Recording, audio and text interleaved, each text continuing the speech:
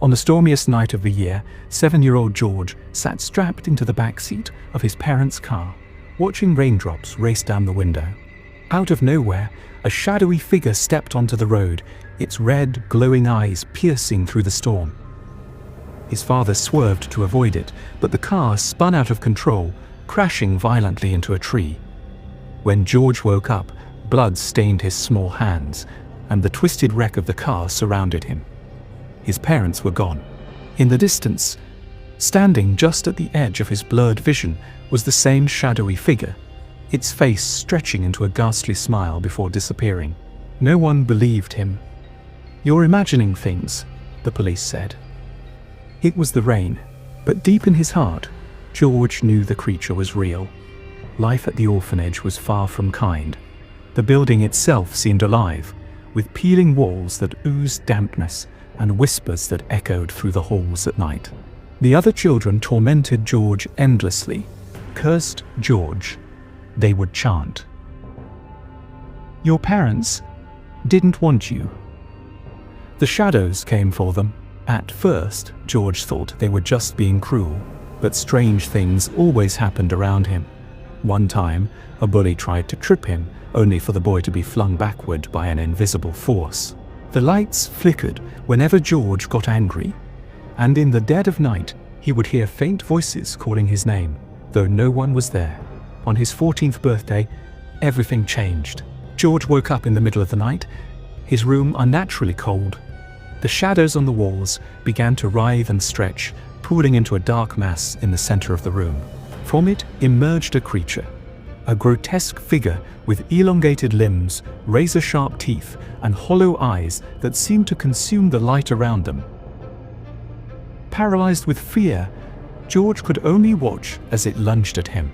But in that moment of terror, something inside him snapped. He raised his hand, and a burst of shadowy energy erupted from his palm, throwing the creature against the wall. It screeched before dissolving into black smoke.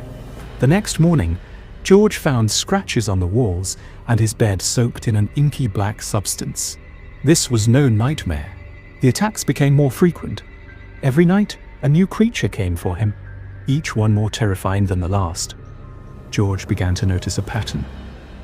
They weren't just mindless monsters. They were testing him, as if searching for a weakness. One evening, a mysterious man named Elias arrived at the orphanage, claiming to be a distant relative. With his long cloak and piercing blue eyes, he radiated an aura of authority. He told George that the monsters were drawn to him because he was the chosen vessel. Elias revealed that George wasn't an ordinary boy. He carried within him the Shadow Key, an ancient power that kept the balance between light and darkness. His parents had been guardians of the key, and their deaths were no accident. They had sacrificed themselves to pass the key to George, hiding it within him so the forces of darkness couldn't claim it. Elias took George under his wing, teaching him to harness his powers. "The Shadow Key is not just a curse," Elias explained. "It is also a weapon." George learned to control shadows, bending them to his will, and to summon bursts of light to banish creatures of darkness. Every time George used his powers, he felt a piece of himself slipping away. His dreams became more vivid, filled with visions of a monstrous figure, a towering entity cloaked in shadows with a crown of black fire. This was the Void King, the ancient ruler of darkness who had been sealed away centuries ago. Now, the Void King was awakening, and it wanted the Shadow Key to regain its full power. One night, George stumbled upon an old journal belonging to his parents. In its pages, he discovered the truth. The Void King had been hunting their family for generations.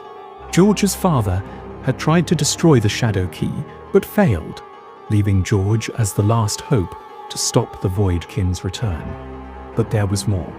The journal hinted at a terrible choice George would have to make. In order to destroy the Void King, he would have to sacrifice the Shadow Key, and himself along with it.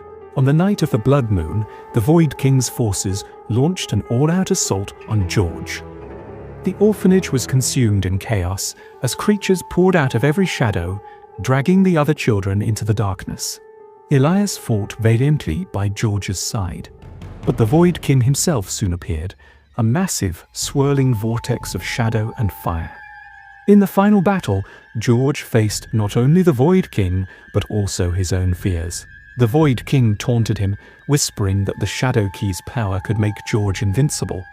"Join me," it hissed, "and you will never be weak again. You will never be alone." But George refused. He remembered his parents' sacrifice, the pain he endured growing up, and the love he had lost.